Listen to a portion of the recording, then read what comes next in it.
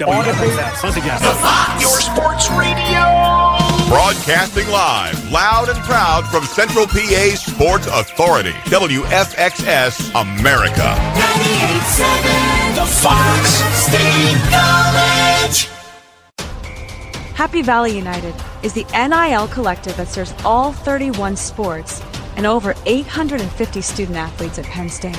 These opportunities allow student athletes to engage with charitable causes and participate in business engagements to build their brands while making a positive impact. The collective connects fans, alumni, businesses, and charities with student athletes harnessing the power of Nittany Nation. Go to happyvalleyunited.com to connect with your favorite Nittany Lion team. Whether a department outing, entertaining your clients, or reconnecting with your family and friends, let Revel XP take the hassle out of tailgating. Simply show up and immerse yourself in the tailgating experience. Full service includes bellhops helping upon arrival and tear down when you're ready to leave. Revel XP elevates your tailgate. Reach out to us directly at 814-933-4100 or go to revelxp.com for more info. Two of the top names in local printing have combined to serve you better. King Printing of State College has merged with theprinters.com, forming one of the 400 largest printers in America. Combining traditional offset printing and digital workflow techniques, theprinters.com can print, assemble, package, and ship to anywhere in the world, all with the same high quality customers have known and trusted for over 50 years. Buy local and save. Get started today at theprinters.com. I'm the Modelo Recruiter, and I'm looking for fans with good hands and great speed. The ones who stay focused and never miss a play. They go the distance on game day, even when their team is away. I'm always watching, always looking to reward more full-time fans. Because football isn't really football without you. A lot has changed about State College. One thing that hasn't is W.C. Clark's Coffee Roasters on 234 East Calder Way. 30 different varieties of specialty coffee beans sourced from over 25 countries and roasted with love each morning in Happy Valley for over 45 years. They'll ship their fresh roasted coffee from their doorstep to yours. Order online at statecollegecoffee.com. That's statecollegecoffee.com. Hi, welcome to Timberland Federal Credit Union, a financial cooperative for its members, tracing all the way back to 1973. Experience Timberland Federal Credit Union, where you're greeted with a smile and financial solutions are tailored to your unique life journey. Here, we're not just financial professionals, we're your neighbors. People invested in your financial needs, literacy, and empowerment. Your dreams matter to us, whether they're about buying a home, growing a nest egg, or embarking on new adventures. TFCU draws from the past and invests in the future, offering modern tools like online banking to give you the freedom to manage your money practically anytime. Additionally, we're passionate about giving back both time and resources because enhancing our community is at the core of why we're here. Visit TFCU in person or online to learn more about our services and apply for a membership today. Hello and welcome to Friday Football Frenzy, brought to you by Keystone Sports Network, Fox Sports Radio 98.7, and Happy Valley United, the Penn State collective supporting over 800 student athletes. Now, let's start the football frenzy. And hello and welcome to the Friday Football Frenzy, brought to you by Happy Valley United, the Penn State collective serving over 800 student athletes across 31 sports. We are on Fox Sports 98.7 at State College, coming to you live from the new Buffalo Wild Wings on Garner Street in downtown State College.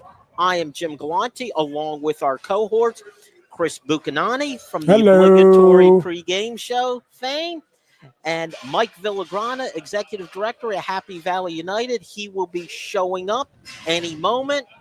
Chris, how you doing? It's been a few weeks since we've been together here at Buffalo Wild Wings. Indeed, and an unpleasant few weeks at that, Jim. But I will say this right at the top of the broadcast for all the folks in the range of my voice. listening locally here in Happy Valley on 98.7 The Fox. When you come into the downtown, we're happy you're here in Happy Valley. There are 7 of these every year. And whether the result on the field is good or bad, you are going to get the opportunity to be in one of the best places on earth. I hope with some of the best people in your life. So it's a blessing. Don't take it for granted. But when you are here in Happy Valley today, do come down and join us at Buffalo Wild Wings. Get yourself some wings and a bev. But on your way, if you happen to pass by the student bookstore, the Big Blue on the corner, as we speak, from 3 to 5 p.m. today, the legendary campus icon himself, Mike the Mailman, will be there signing copies of his memoir, Pushing the Envelope. So as much as it pains me to do it, I am encouraging you all to stop by the SBS and say hello to Mike the Mailman and buy a copy of his stupid book. Mike the Mailman, an icon in these parts, also member of your team on the obligatory pregame show. Indeed. So Big Blue on the corner. Make sure you stop off and get that. As you alluded to, Chris, a lot going on. It's been a crazy several weeks. I was going to wait for Mike to say this when you, I, and Mike have not been in this facility since the Friday before the Oregon game. Yeah. Could you believe it? As Ferris Bueller says, life comes at you fast.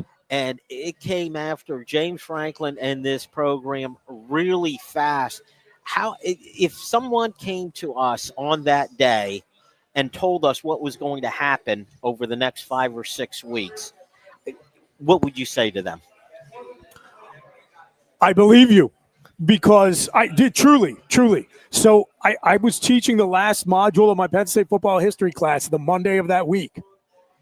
And I told my class, I said, it's appropriate we're all together discussing this subject this week. I said, because this Saturday, no matter what the outcome of the game, we will be living through Penn State football history. If Penn State wins, a whole web of possible timelines opens up, many of them wonderful. If Penn State loses, an entirely different set of alternate universe timelines opens up, many of them awful. So many eggs have been put into the basket of this game that the outcome very well could be determinative of the future of the program. And so I would believe every word of it if you would have come to me that Monday afternoon and say, you know what you just told your class? It's right, maybe not in the way you hope, and this is how it's going to go down. I would say, yeah, that makes total sense to me. You're familiar with our Keystone Kickoff show. Yeah. You're familiar with our Ask Andy segment, which is where we have the listeners send in their questions for Andy Shea. And one of the questions we got in this past week, I don't even know if I put it on the air or not with Andy, if we got to this question, but I'm going to put it to you. Sure. Go back to that evening, that Penn State-Oregon whiteout game. Mm-hmm. And there was a play where the Oregon running back almost went down, stayed up. The play kept going. He eventually fumbled, and instead of Oregon going in for the go-ahead touchdown, Penn State gets the ball in great field position, okay? And the question from our listener was, and as we all know, that play was overruled, the blade of grass rule. Yeah. Apparently, the knee hit the blade of grass, which counts, all right? So the question to you is, the groundskeepers cut the grass a little bit tighter, okay? Yeah. It's instead of it being 2 inches, it's 1.5 inches high, the grass. And so his knee does not touch the grass. That changes that game and everything that comes after it. True or false? I think probably false. I think the evidence of our eyes tells us that this team is just not as good as everybody believed they were. I mean, you had to be honest with what you were seeing in the non-conference schedule. And if you think back, the flaws that have cost them every game since the Oregon game were evident in the first 3 tune-up games when they were struggling to put away what we're seeing now was decidedly inferior competition.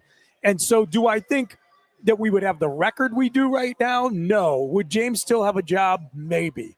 But would things still be pretty wobbly? I think almost certainly. Well, I think it would be wobbly.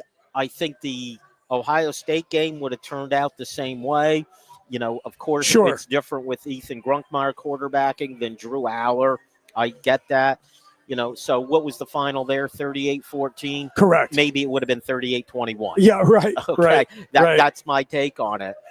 But I do think the damage to the psyche of this team was so great that I do think it was the difference maker in UCLA, in Northwestern, in Iowa. I think we would still be talking about this team the same way we talked about them when they were 3-0. We were saying, well, you know what? They won by a lot of points, but boy, they don't look very impressive. I'm not buying into it. I think they might be 7-1 right now and would still be saying the same thing. I'm not buying into them yet. Maybe. I don't know. Look. This alternate universe, by the way, is irrelevant. Yeah, right. That. If my grandma had wheels, she'd be a wagon. Something like I'm glad this. That's the example you use. Something like this doesn't fall apart this completely, this quickly, because of one freak occurrence with a blade of grass. I don't buy that at all. Not at all. Well, I think something was rotten in the state of Denmark before we kicked this season off, and I think it's glaringly obvious in retrospect. The flaws definitely were and are there, okay? And you could describe this as a house of cards that was getting ready to collapse. I'm just not sure it would have collapsed. I think until going to Columbus, I think it would have been the most fragile, undefeated team. Because in those games, they, as awful as they played, they were right there. They were in it. And, this is an irrelevant argument. Keep in that mind, I'm making, too, but and we'll learn more this weekend for sure. But we're not entirely confident about how good Oregon is. No. Right? We had this Oregon's reputation right now is being propped up by the fact that they won at Penn State at a time when everybody thought Penn State was good. But they lost to Indiana. We'll see how they do versus Iowa. But again, I just remind everybody, Penn State barely looked like they belonged on the field with Oregon through the first 3 quarters of that game. And the Ducks only put up 17 in regulation on a defense that's getting torched by, UCLA. By offenses with much less talent, if we believe that the ranking services are even halfway good at their job. I just got done reading an article this morning, and we know their Southeast Conference propaganda. And this was another one of those, and it didn't even come from Paul Feinbaum. Yeah. But it's the put Indiana in the Southeast Conference and it'd be a 500 team. I don't know if that's the case, but you talked about the fragility. There's 16 teams in the SEC. It would depend a lot on who they played, right? Of course, that's the case in all of these huge conferences. But if you look around, if you say, Texas almost lost to Mississippi State, and I still got to listen to SEC folks lecture me about how Indiana wouldn't have a chance. I'm not buying that at all. Not at all. I think Indiana is good. I think they keep showing question. it no doubt. every week. I think Ohio State, we saw them. I think they're probably the best team in the country. Yeah, I think so. And, if it wasn't Ohio State, who do you think it would be? There's Indiana and Alabama are the 2 other teams. I think Alabama. Look, let me put it this way. If I gave you even odds on Indiana versus Alabama on a neutral field, you know what? Let's put it in Bloomington. The Tide are on the road, and you just get to pick a winner straight up. Who you taking? Alabama. Yeah, of course. Right. Yeah, I think right now Alabama is the second best team. And you look at the recruiting job Kalen DeBoer did in year 1, it was clear that there were going to be some bumps in the road as you transition from Nick Saban to anyone. And yet, he was knocking – it was like home run derby. He was knocking one softball after another out of the park on the recruiting trail. So they very quickly reloaded there in Tuscaloosa. And Alabama is also the lesson that we need to learn every year.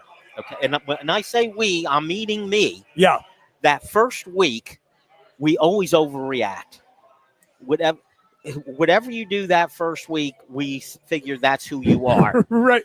So if you're Alabama and you lose to Florida State, that's who you are. You can't even beat Florida State. Oh, they were collecting money for his buyout after that game. And we thought Florida State was, maybe a top 5 team.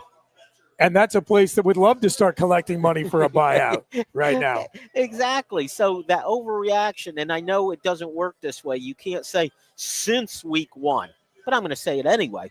Since week 1, Alabama probably has the best resume in the country. Yeah, I think that's reasonable. What is it? Certainly right up there. Georgia on the road. Don't forget Notre Dame's 2 quality losses, though, Jim. Both very impressive. No one has better losses in America than Notre Dame. Could I take back my vote for the best team in the country? Of I'm going to course. throw the Fighting Irish out sure. there as a possibility. What do you think? They were so impressive in defeat. It's hard to argue with you. Yes. That said, I do think Notre Dame's a good team this year, and there is merit, perhaps not as much as we're sold, but there is some merit to you lost on the road by 1 point to Miami. It was a good team, and Texas A&M, much to my chagrin, because I do like Elko a lot as a potential candidate here at Penn State. It really looks like genuinely the real deal, which in some years prior they have been sold as, and I've really not bought into them. But what they're doing defensively, to me, looks a lot more sustainable into the late season and the postseason than some other versions we've seen of A&M where we've been sold them as a contender and they've turned out not to be. And you know what, Chris? It's hard for me to allow myself to change my biased thinking on certain teams. Texas A&M is always never going to be as good as they should be with the talent that they bring in, that they pay for.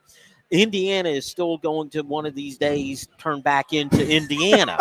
Okay, I still, in watching this Penn State team, everything we said before the season about the talent that they had, it's still true. Those players are still here outside of Drew Aller, and I understand. I get that, but the Denai Dennis Suttons, the Katron Allens, the Nick Singletons. I want to use Nick Singleton. Did he somehow forget how to run the ball? Or are they just using him incorrectly? Clearly there has been inconsistency in setting him up for success play calling wise. Do I think there's some merit to the theory that he was maybe overcoached a little bit in the offseason, but with a new position coach, and as a result just found himself overthinking his game?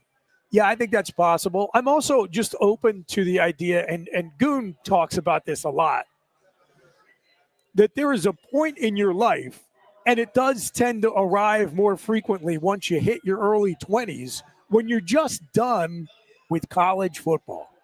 And the longer you've been here and the older you get, you're not an adolescent anymore. You are a young adult, and you're just done with your life being overmanaged. And you think that one last payday sounds great, and it's even better when you get the money front-loaded before July 1st so you can avoid the quote-unquote salary cap. But I just think sometimes when reality sets in and you're looking at it and you're like, you know what, I'm 22, 23 years old, and I'm still going through this. I'm still having my day micromanaged from the time I wake up to the time I go to bed. Like, I'm just done with it.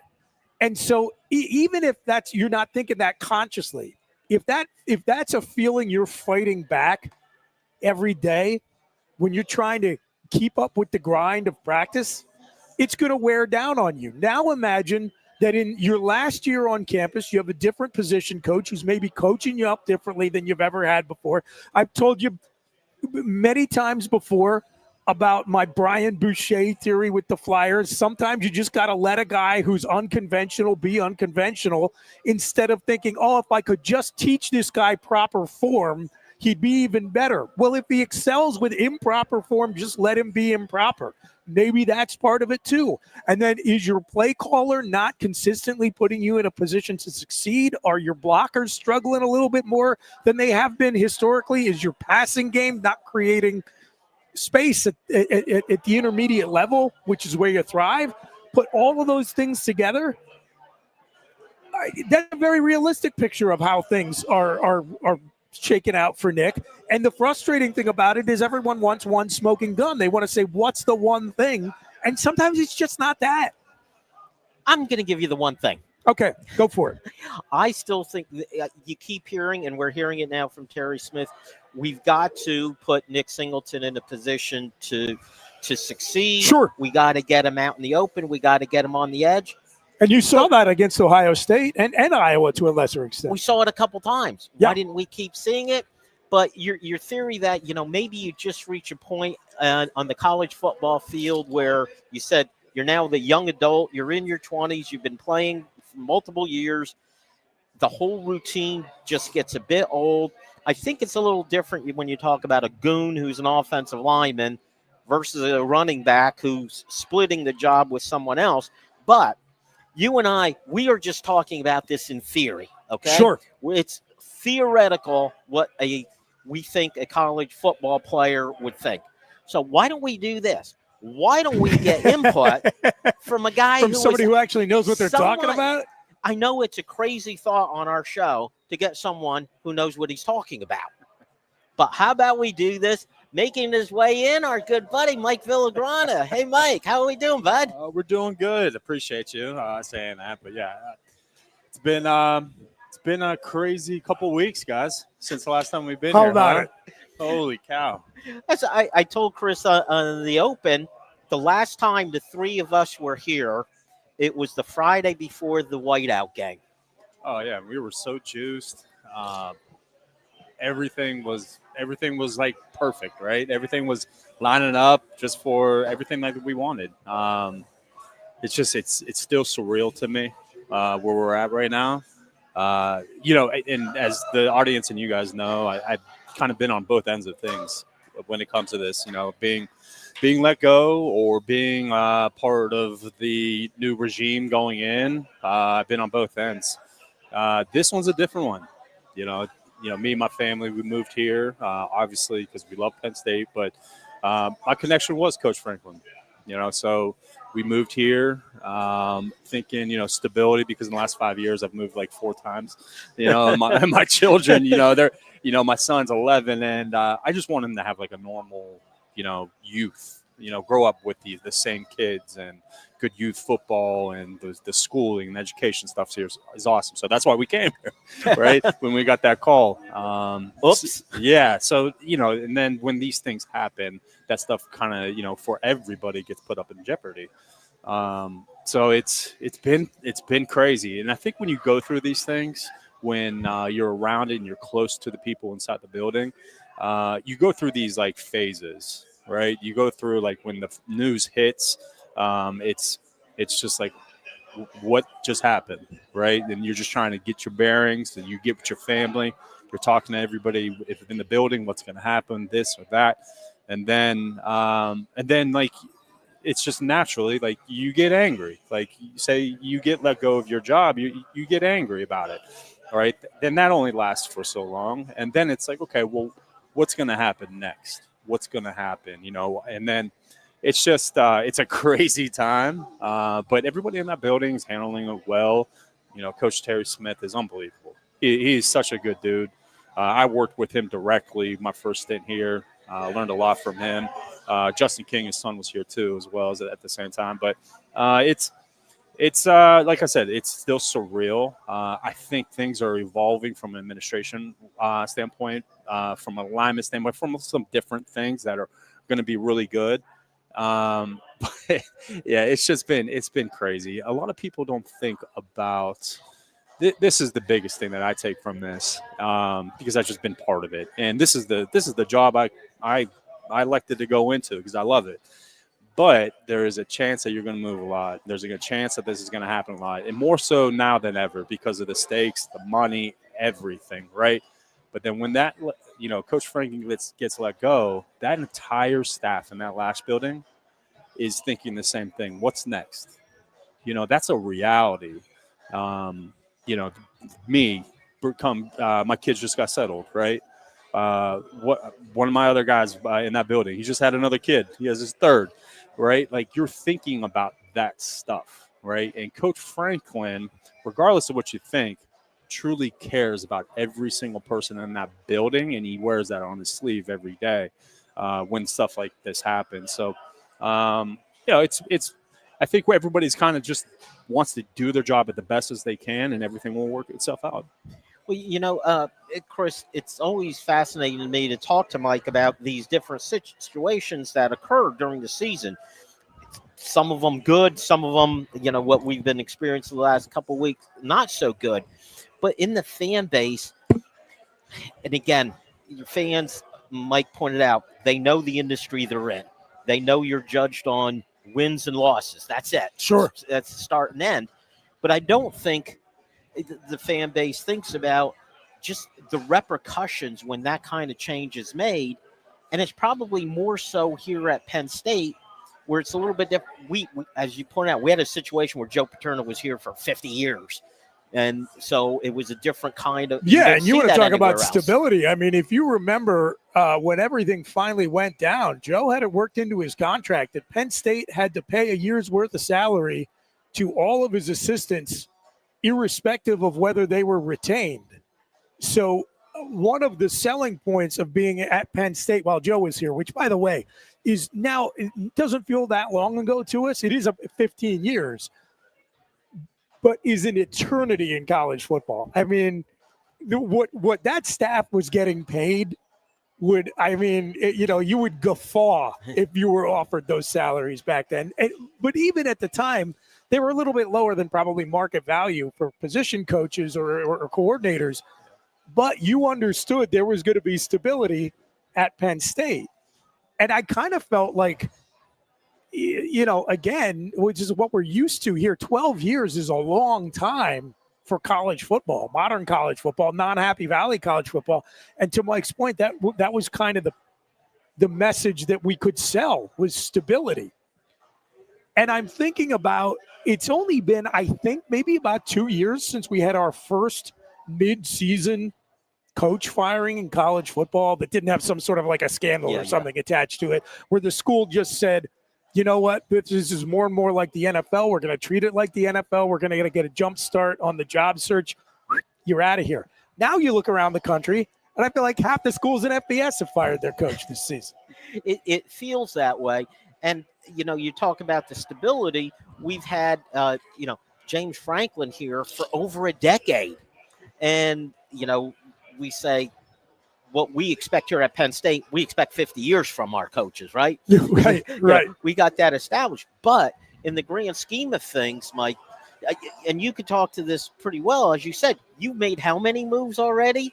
And you're still a young man. You're a pup. You're a pup, Mike. No, I am not. And have made that many moves for a James Franklin, for a head coach to be in one place for over a decade. That's a pretty good record. Yeah, and I'll kind of speak on this just from my experiences.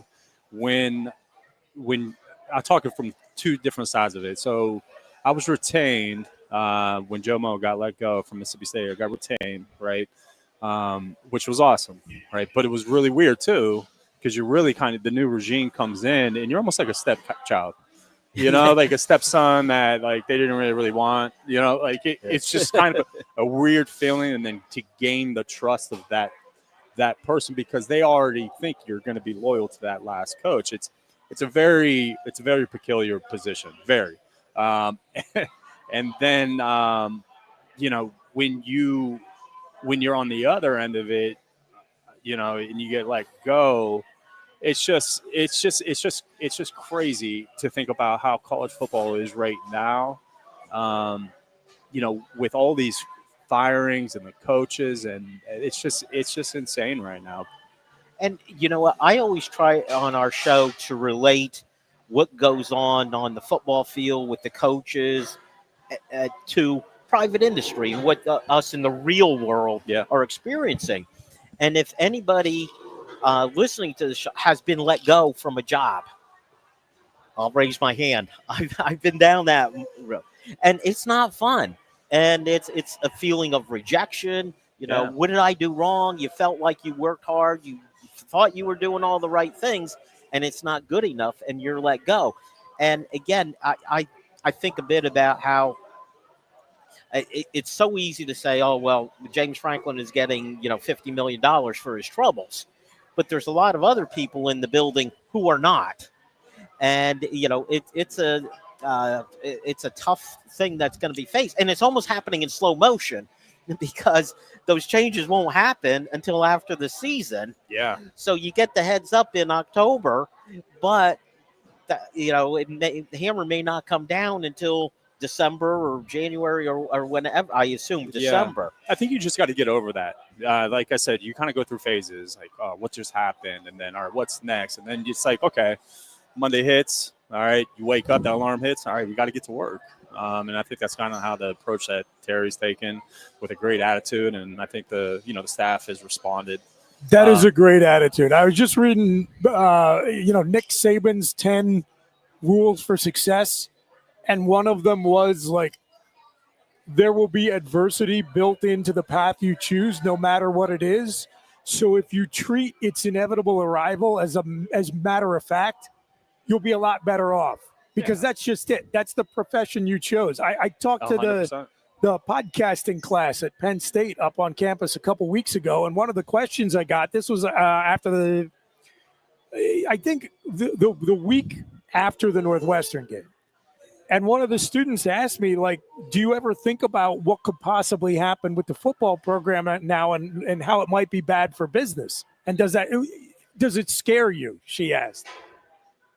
And I said, well, yeah, I'm aware of it. Obviously, like, I understand how the fortunes of the football team affect my field in particular, but really the entire local economy, because I've lived through what it was like in the early 2000s when the football team just stunk for a couple of years and we still had Paterno and things started going belly up. I'm aware of it, but that's part of the reality of the field I'm in. So does it scare me? No, because it's just baked into the cake. If I wasn't built for that, I wouldn't be where I am. And so I said, that's probably advice for all of you, because if you're thinking about getting into this field and, the fear of that keeps you out, I advise you to find a cubicle and a 9-to-5. And it's sort of the same thing, Mike, with your job. If you're not willing to accept the instability as one possible outcome, you should probably not pursue work in college sports, right? Oh, 100%. And the younger you are, the easier those decisions are made, right? Yeah. Like for me to get up and go from West Virginia as a GA to Hampton University and HBCU in Virginia Beach with my wife, and she's supporting me basically off her credit cards. It wasn't a hard decision, right? It was fun for us. You're growing up, but then the family stuff starts happening. You start having kids, and those are big decisions now. And that's where I'm at in my life right now, where we were just wanting to come to a place that we loved, the person we loved working for. But like Chris said, what could happen possibly. You just hopefully you go in a spot that's not going to happen in a long time. And unfortunately, it happened here, but this place is unique. And I was talking to somebody about it yesterday. As far as the transitions of regimes, when the new head coach is hired, he's going to come in, he's going to have his staff, he's going to have his people, his right-hand man, and then he's going to have his system, right? And obviously Penn State's not going to get some newbie. Like, this guy's going to know what the heck he wants to do from inside out. Those processes, Coach Franklin had his nails in for 12 years. Now, when I was at, say, Mississippi State and I got retained, seeing Coach Leach's new processes, it was tough. It was tough for external. It's tough for administration. It's tough for everybody to get aligned like how Coach Franklin had after 12 years. That was after 2 years of Joe Moses' processes. Imagine 12 years of somebody's fingerprints and everybody knows how detailed Coach Franklin was, and you know he had his fingerprints on everything. Now that's going to get turned upside down to a certain extent. You know, whatever the new coach wants to do from a process standpoint, it's obviously going to be a little bit different in different areas. But that's going to be that's hard. That's a challenge. But and Penn State is unique from even like an NIL standpoint, how they're structured. They're unique, right? The people that we have in that building that are in place and has been tweaked, it's unique. But that's also why it's such a great job too, right? Because you have that flexibility to do what you want in that building, to create certain departments, to make you better, to make Penn State better, right? Because Penn State is unique. It's different than a Clemson. It's different than Ohio State. So it's going to be it's kind of cool being a fly on the wall, right? Through the transition, I hate the uncertainty. From my standpoint, obviously, I feel a little bit different than like yourself or some of the audience, but I try to juggle that and have a good perspective on it. I'm obviously on social media.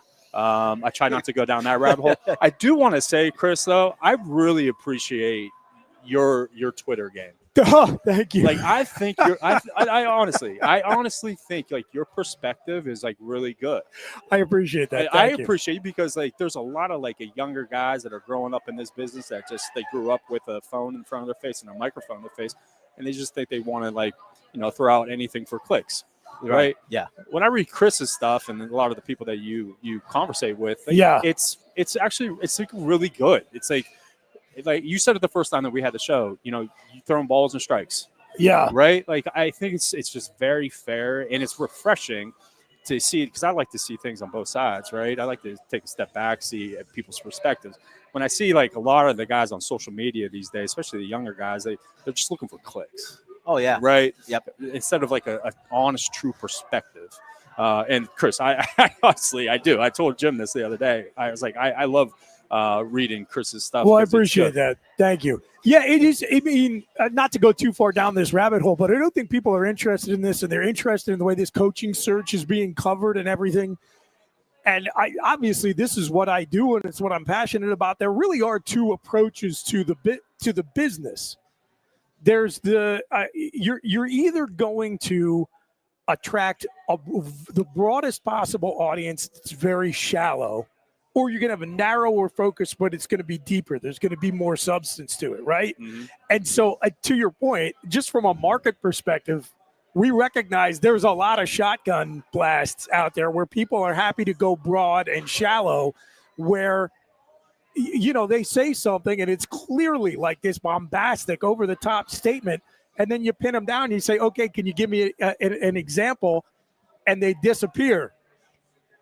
On the other hand, there's not too many people who are willing to say, like, okay, like, I'm going to say something and you're maybe not going to agree with it, but if you pin me down and you say, okay, why do you think that way? I'm going to have a thought-out response to it. And so I encourage a lot of people to be aware of two things as they follow this online discourse, because people do love to get into it. There's a big portion of the listening audience right now that I promise you is on Facebook, Twitter, message boards, or maybe all three, God bless them, following all of this stuff. Two important things to remember. Well, actually three now. Number one is the person you are seeing today might be a robot. This is a new thing. Like, that might not even be a real person. That might be an AI that was designed to get you angry and keep you clicking and scrolling. So just keep in mind, if you see something really stupid and it's not quite grammatically correct, there are a lot of people who can't speak the King's English. There are also a lot of robots out there. So that's number one. Number two is that there is a business aspect to all of this. And so people are going to throw stuff to the wall for the purposes of trying to get your dander up.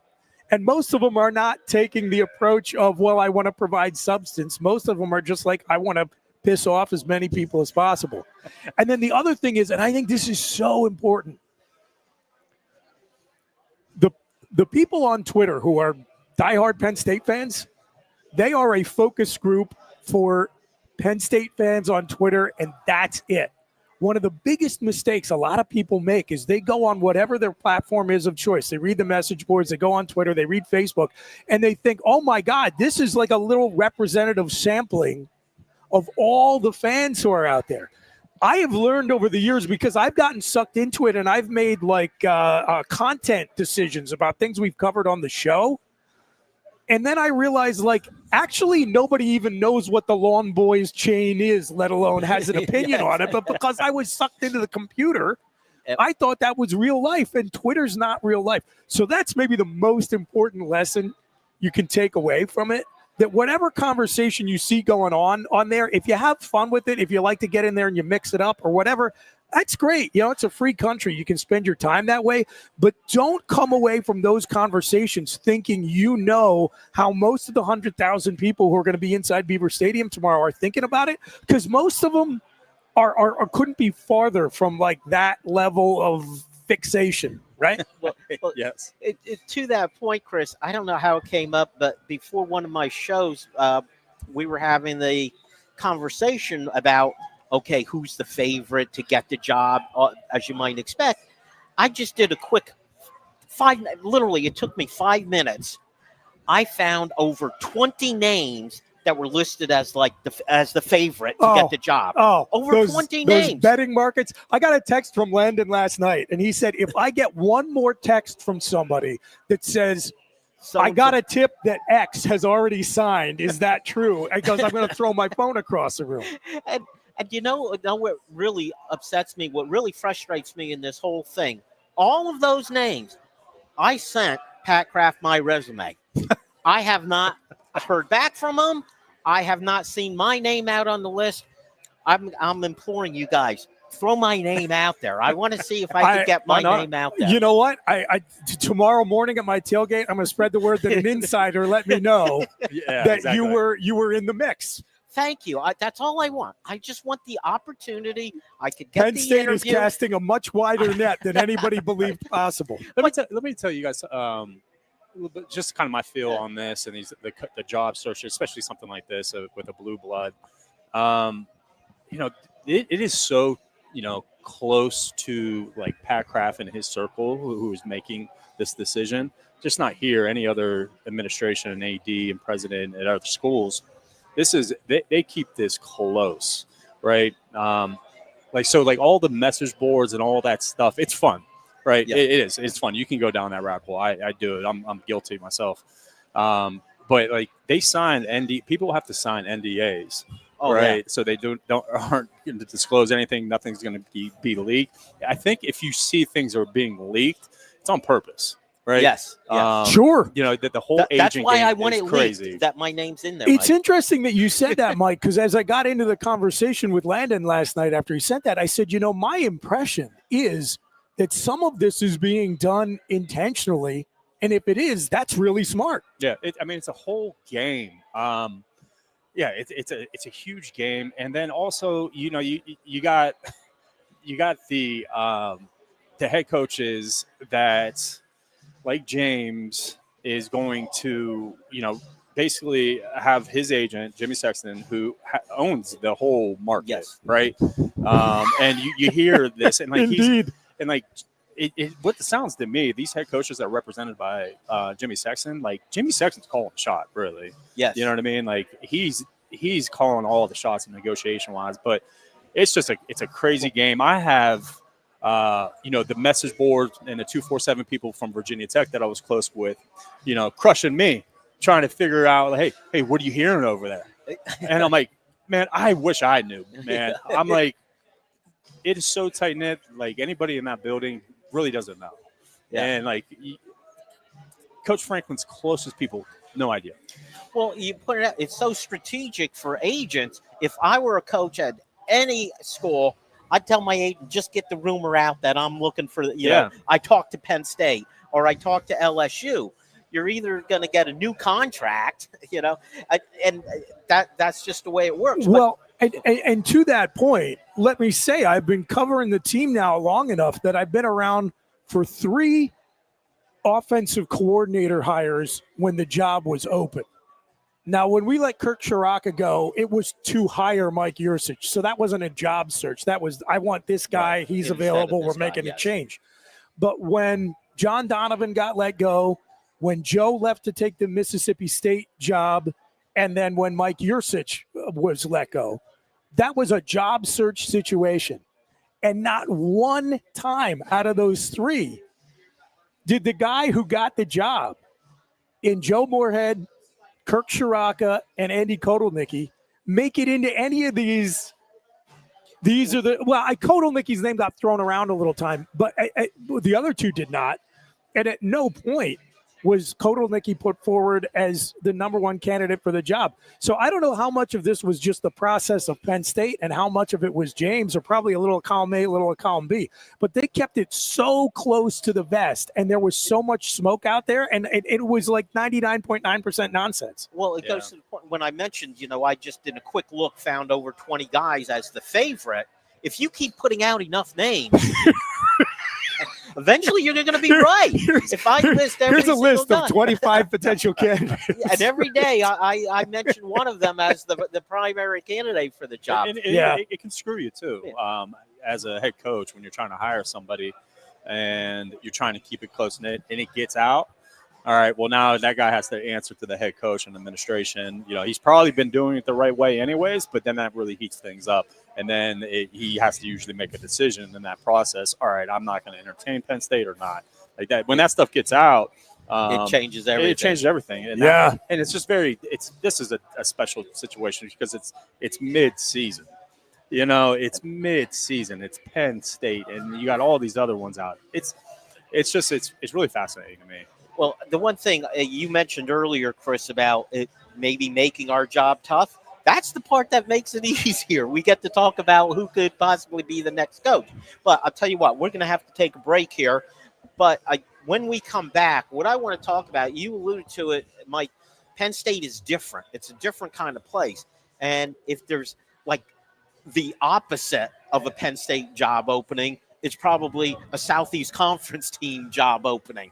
Okay, very different profiles. When we come back, I want to talk to both of you about what does that next Penn State coach look like, number one, and number two, we've seen it, Mike, and you're in the middle of this, so you're the right guy to talk to. What does that search look like, or what does that right candidate look like today versus what it looked like just 5 years ago? Yeah, because it's a different guy, right, than it was just 5 years ago. Mm-hmm. We're going to talk about that when we come back. WFXS, once again, the Fox, your sports radio. Broadcasting live, loud and proud from Central PA's Sports Authority, WFXS America. 98.7, the Fox State College. Happy Valley United is the NIL collective that serves all 31 sports and over 850 student athletes at Penn State. These opportunities allow student athletes to engage with charitable causes and participate in business engagements to build their brands while making a positive impact. The collective connects fans, alumni, businesses, and charities with student athletes harnessing the power of Nittany Nation. Go to happyvalleyunited.com to connect with your favorite Nittany Lion team. Whether a department outing, entertaining your clients, or reconnecting with your family and friends, let Revel XP take the hassle out of tailgating.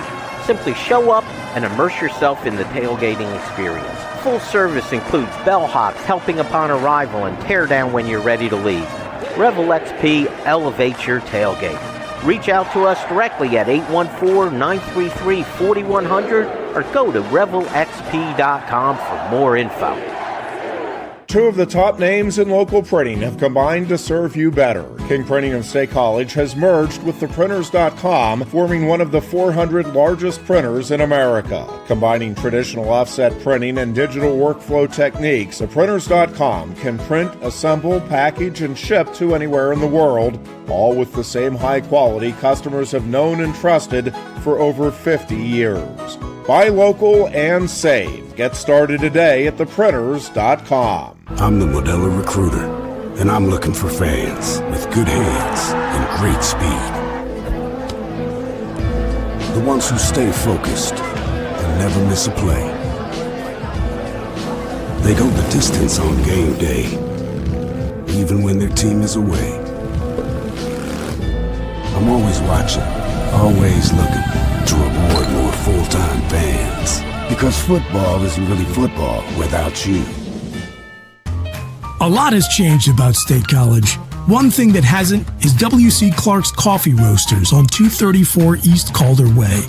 30 different varieties of specialty coffee beans sourced from over 25 countries and roasted with love each morning in Happy Valley for over 45 years.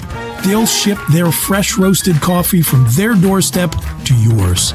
Order online at statecollegecoffee.com. That's statecollegecoffee.com. Hi, welcome to Timberland Federal Credit Union, a financial cooperative for its members, tracing all the way back to 1973. Experience Timberland Federal Credit Union, where you're greeted with a smile and financial solutions are tailored to your unique life journey. Here, we're not just financial professionals, we're your neighbors. People invested in your financial needs, literacy, and empowerment. Your dreams matter to us, whether they're about buying a home, growing a nest egg, or embarking on new adventures. TFCU draws from the past and invests in the future, offering modern tools like online banking to give you the freedom to manage your money practically anytime. Additionally, we're passionate about giving back both time and resources because enhancing our community is at the core of why we're here. Visit TFCU in person or online to learn more about our services and apply for a membership today. Hello and welcome to Friday Football Frenzy, brought to you by Keystone Sports Network, Fox Sports Radio 98.7, and Happy Valley United, the Penn State collective supporting over 800 student athletes. Now, let's start the football frenzy. Hello and welcome back to the Friday Football Frenzy, brought to you by Happy Valley United, the Penn State collective serving over 800 student athletes across 31 sports. We are live on Fox Sports 98.7 at State College, and we're coming live from the Buffalo Wild Wings on Garner Street in downtown State College. I'm Jim Galanti. I got my cohorts with me, Chris Buchignani, obligatory pregame show fame, and Mike Villagrana, executive director at Happy Valley United. Fellas, how we doing? This is the gang all back together again for the first time since Oregon. Yeah, it feels good to be back, especially with everything that's happened. Just refreshing. You know, it feels like kind of been in a hole a little bit, trying to figure things out daily and, you know, getting around everybody else and hopefully get some kind of normalcy for the next couple of games is refreshing. That is the goal. But, you know, we've got to talk about the elephant in the room, which is there's going to be a changeover in coaches. James Franklin is out. A new coach going to come in. And I tell you what, guys, I am not going to start naming names and saying other than my own name as a candidate. I will mention no other candidates during this show. But what I'd like to talk to both – what? Insiders are telling me. I'm just going through in my head. How could I get anyone to actually bite on this? I would love to start seeing, you know, my name Twitter, you know, hire Jim, # hire Jim. How about it? What? You know, I'm a young 65, Chris. Okay, I don't have a lot of miles on me. Maybe the years, but not the miles. I think I have absolutely a fresh take on the game. Mike, you've worked with me long enough. Oh, now. yeah. You know my football head, my football mind. Yeah, I think you could do it. There you go. Yeah. See, I got another vote of confidence there. But what I want to talk to both of you about, because I think of all the people that I know who are related to Penn State athletics, you, Chris, the professor, the guy who knows the history of Penn State football and the background, and could talk about other times where Penn State has struggled and had some issues. And Mike, you as a guy who's an inside the building, but not only that, you are part of the collective, which is about NIL and such a big part of the game itself now. So let's start with that with you, Mike. And I know it's just the story, you know, for those who haven't heard it, Urban Meyer allegedly spoke with Pat Kraft, didn't have good answers when Pat Kraft asked about NIL. Well, just 5 years ago, that would never have even been a gleam in somebody's eye. you're now part of the NIL world. That only would have been part of the job interview in the SEC 5 years ago. Much easier. Yeah. But they didn't call it NIL. What did they call it? The bag? Yeah. They would have just said, how do you handle, yeah. Yes. You know what I'm talking about. Not as good as the wink to a blind man. Yeah. But here we have the situation where this is a totally different job, not just at Penn State, but here's the two. Well, let's start with this one. In general, how has the job changed, Mike? Because we now live in the age of the portal and the age of NIL. So when you bring someone in, those are probably two of, if not the two biggest questions you're going to talk to a coach about, right? Yeah, you would think that. This is just from my perspective too, just seeing how it's been, going on real life the past couple of years. There's no book on NIL and running a program, with the NIL world now. And every school is unique, especially like I mentioned in the last segment. Penn State is set up uniquely because Coach Franklin, was always, a forward thinker. So the way that NIL is set up is it's unique in the building, internally, externally, with myself, the collective, and there's no book on that.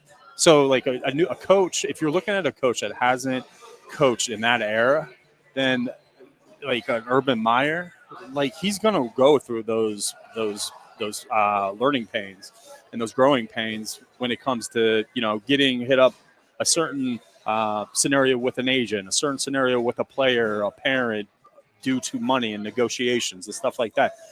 There's a learning curve there, and you have to actually go through it to have that experience. So I think anybody that would come in like a big name like Urban Meyer, like I'm sure he has people that he'd be able to surround himself with that would help with that. But a coach that has actually been through it, has been able to take a step back and say, okay, I did this way, let's do it this way the next time. Like that's critical, and that's really important to the next coach that we hire, any big school that's hiring right now.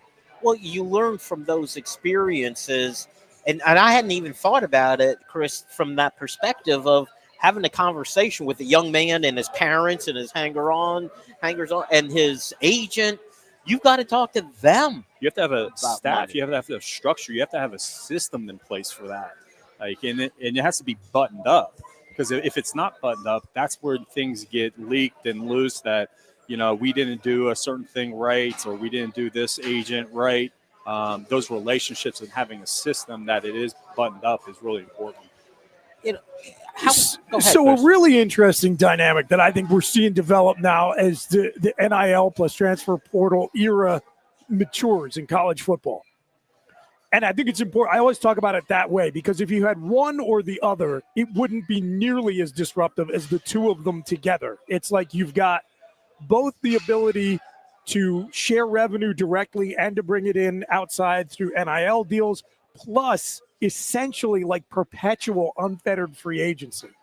Now, of course, the NCAA did put some guardrails on it this year that has really thrown this hiring cycle completely into chaos. I don't know that anybody really thought through how that was going to end up working. I mean, it doesn't shock me that things that the NCAA does are not well thought through. It's one of the main reasons why drawing analogies between the NFL and college football is so flawed, because the NFL has one vertical command and control structure. You have one commissioner who's very powerful, working for 32 self-interested owners who are in this business enterprise that is very mature and disciplined.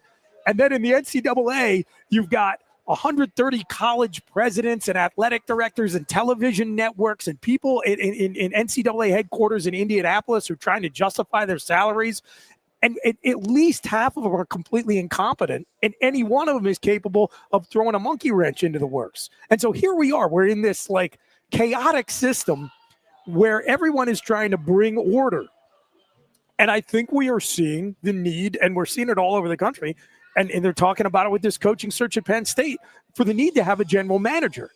And I think, Mike, one of the reasons why that's so important is that if you look at the NFL, one thing that has failed unilaterally, everybody from Bill Belichick on down has failed at being a coach / GM.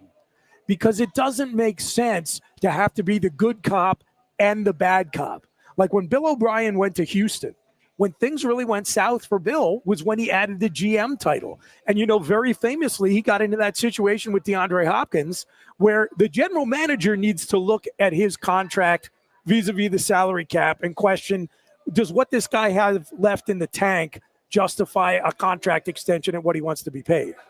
The coach should be the guy who gets to just say, all I care about is this is a Pro Bowl wide receiver, and if he's on my roster, I'm going to find a way to scheme him open. And so when DeAndre comes into the locker room, I'm like, hey, man, I am rooting for you. Here's how we're going to use you. Like, this is what we're going to work on in practice today. And all the money and all the contractual stuff, I don't touch that. All I know is that as long as you're in the building, I'm your number one fan. And it's the GM's job to say to his agent, like, hey, I think we're going to have to trade DeAndre because I got to worry about the salary cap. And then he's, 29 years old and his best years are behind him. If you have to do both of those things as a coach, I don't know how you make that work. I don't know how you manage the money and at the same time be the best advocate and mentor and leader for the locker room. And so when I listen to discussions about the head coaches having to get in to figure out how to split up all the money, I'm like, we got to make someone else the bad guy for that. The coach has to be a good guy to all 105 kids in the locker room all the time, unless it's on the field stuff where you need to have tough love. But you can't say, I know you want to come here and, Auburn and Texas A&M both want you, but I can't offer you this money because I'm already paying so-and-so who's been here for 3 years half of that. You need to just be able to say, when those conflicts inevitably erupt, you need to be able to do what the NFL coach with a good GM does, what Nick Sirianni does. Hey, AJ, man, that's not me. Like, go complain to Howie. Yeah, exactly. Like, all I know is I got you guys here. I'm going to love you up, all of you. But I have no input on that. I think put a hard firewall between the coach and the general manager's office. Well, the one point I want to make, though, and I told this to Pat Kraft, if I'm going to cook the meal, I want to buy the groceries, okay? Me and Bill Parcells feel that way. Put me in charge of everything. No. Yeah, Bill Parcells stunk everywhere he went once he started shopping for the groceries. I don't think you can do it.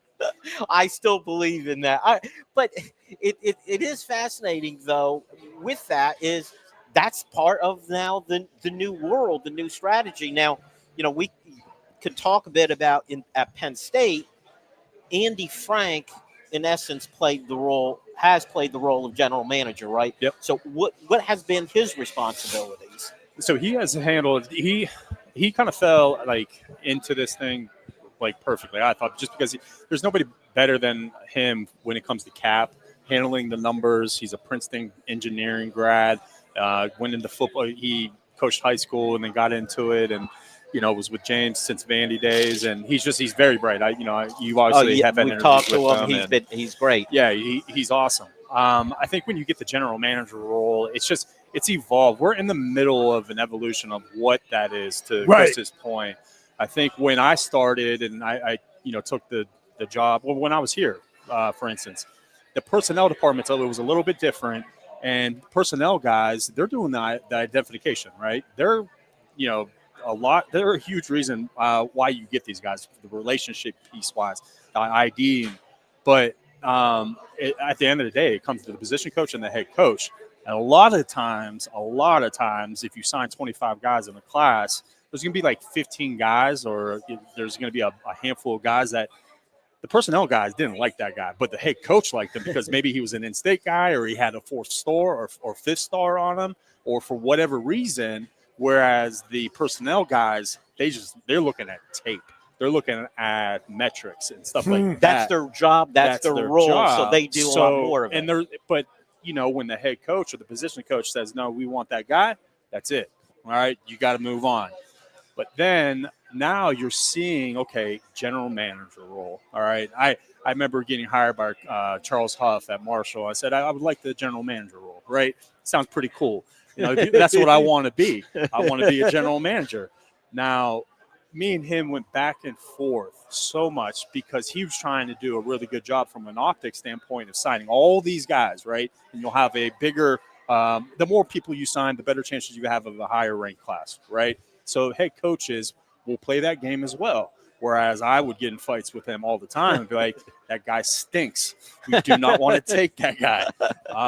And we joke about it now, but that's a real thing. But now you're evolving to these guys at Texas Tech, which I heard, I'm sure you guys have talked, the Blanchard guy that does a really good job. He's handed the keys to what Chris is saying is to take that completely off Coach McGuire's plate and him and his staff handle it just like an NFL department. Now, to go there, though, takes a lot of brass from that head coach and that administration, right? I haven't been a part of that. Ever since being into this, it's kind of just naturally what you want, right? You want to be able to say, all right, I want this guy, I want that guy, I want this guy ran out, I want this guy in. But it's never been like that. But now it's starting to get there. Yeah. But the head coach coming into it has to say, okay, I like this structure. This structure makes sense. And then to go with it, it's a whole nother thing. It's awesome to see because it's you see the game evolving and it's opening up other opportunities for people like myself and people in this space. But to go from where we were to an actual general manager, a legitimate general manager, takes a lot of brass. But if the coach is all in, it definitely can work. It makes sense. Along those lines, Mike, this is a perfect time for me to ask you this question. I've been wanting to ask you, and I've been asking everyone this question this year. So we're 5 years into this thing. I've been telling everybody, this is just my take on it. I'm a longtime college football fan. I love the sport. It's my favorite sport. Full disclosure, I think a lot of what I love the most about it is being systematically stripped out, and I feel the passion for it less and less, and I'm not the only one who says that. Nevertheless, I'm an addict and I'm in for life probably, and I think many of the folks who are listening to us today are. But one thing that has always been true in college football is that the blue blood programs, there's probably whatever. You could argue about who the blue bloods are, but there's blue blood and blue blood adjacent. There are 18 to 19 programs that can legitimately contend for the national championship. They have always had such an enormous advantage over the rest of FBS or Division 1A or whatever it's been. That if you wanted to win a national championship, you really only had one way to do it, get one of those jobs. And now this year, this team that's coming in to face Penn State tomorrow, they were the losingest program in the history of FBS. Sure. And right now, they're going to field a legitimate championship contender. I don't know if they can go all the way, but you can have the conversation with a straight face. Texas Tech, another example. They were very, very far from that group of 18, 19 schools. I say 18 or 19 because you can argue whether or not Nebraska belongs in there. I would say they do, but you can certainly make the argument that they don't. Texas Tech was looking so far up the ladder, they couldn't see Nebraska from where they were sitting. And yet here they are, just on the periphery of the top 10 and absolutely with a chance to go to the playoffs and make some noise. Yeah. Now, every once in a while, there has been an oddball season in college football. 2007, you think of, that was my year. USF, Kansas ranked in the top 3. Crazy things happened that year. LSU wins a championship. Was ranked highly. I was the year before that, but that was your McAfee missed the kick. For us to go to the national championship game when I was at West Virginia. Yeah, it was a weird year. Kansas. Not that you're bitter. Arkansas. There were so many things that had to happen. LSU wins a title with 2 losses. Oh, crazy. Just very, very weird. Do you think what we're seeing right now, is this an LSU, or excuse me, a 2007 style aberration? It's just like the exception that proves the rule? Or is this world that you are neck deep in? Transfer portal. NIL, the leveling of the playing field and the increased parity that's coming with it. Is what we're seeing this year just the tip of the iceberg of where it's going, where we're not going to see this huge gap between an elite group whose floor is, 9 or maybe 8 wins in a really bad year and everyone else, and there's going to be like more regression to the mean, kind of like we saw in the NFL when we went from the dynasty era to the parity era? Are we seeing the beginnings of that now because of the portal and NIL? Yeah, I'd go to the latter. I would definitely say that I think this. I think that's right. I think it's going to become the norm, and because of what's happening, the evolution of these GMs and the personnel becoming just a business bottom line transaction, right? Yeah, we can talk about, the relationship piece, but there's the bottom line, right? There's the IDing, and these guys are being able to make those decisions now. So, it's interesting. The GM for Indiana that's coming in here tomorrow, he worked for me when I was at Mississippi State. He was basically like my number 2. Great guy named Matt Wilson. And he's just like me. He's just like any of us, just normal guys. But he has a really good eye for talent. And then, he gets that job with Sig, and he's just like, man, Sig just told me, I trust you. I know you have a plan, you have a structure. And that's not a guy, and these GMs, the Blanchards of the world, they're not chasing the bells and the whistles. They're actually identifying people. If you look at that roster Texas Tech has right now, it's a lot of no-name guys that had a lot of productivity at FCS level or Group of 4 level or Group of 5, whatever you want to call it. And that's where we're going, because now we have a better process and plan to replace those players, right? With production, with guys that are going to come up and be hungry in a place at Penn State, coming from like Coppin State or a smaller school. And that's, to Matt's credit, he did the same thing. They got a lot of guys on that roster that weren't high-rated guys in high school. Yeah. But then there's the other tricky thing that we're juggling.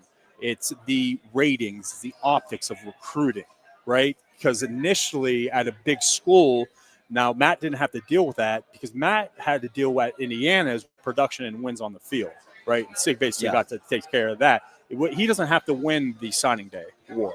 He doesn't have to do that.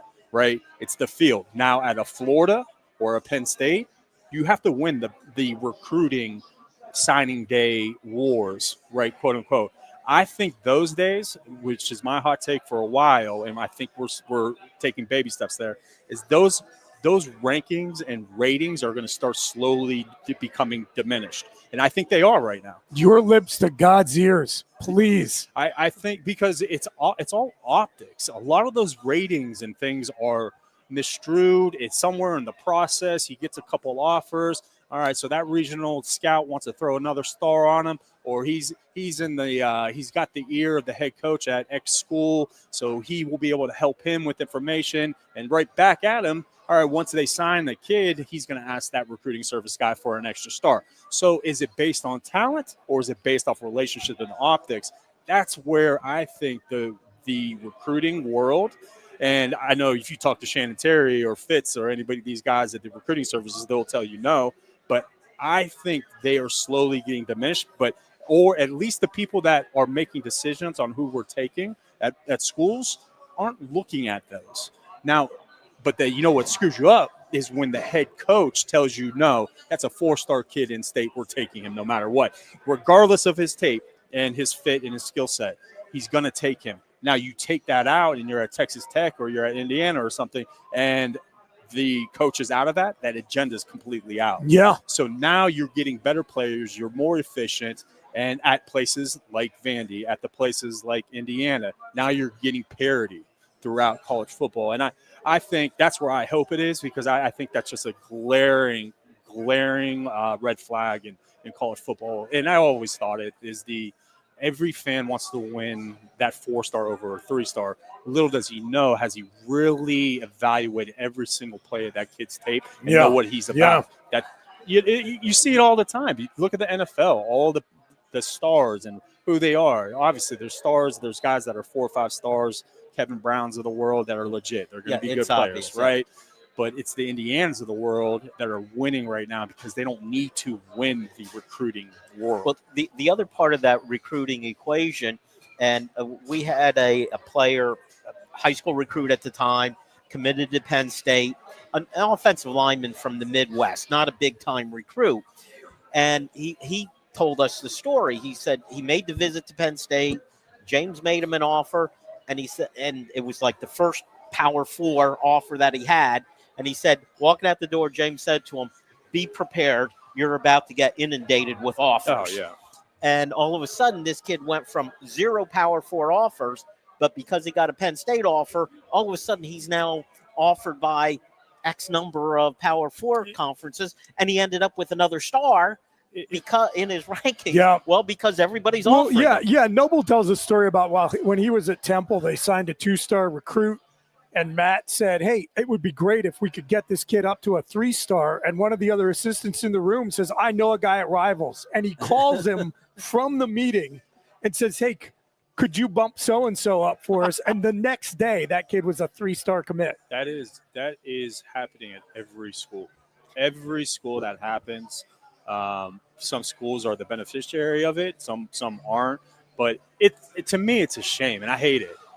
I was my first stint here. I was in charge of all the commits, making sure that they have updated huddle film so that we can send it to the recruiting 247 guys and say, hey, look at this new film. Bump him up. So then he can get bumped up. That overall team ranking will go up. We're top 15. So then that coach can be deemed as a hell of a recruiter, right? Because of that top 15 and this is what I talk about. Fans got to be very cognizant of what they're reading online. There were a lot of people who believe these star rankings were like etched on stone tablets and brought down off Mount Sinai, right? It's just nuts. Well, how else are we as fans, as outsiders, supposed to judge the recruiting class?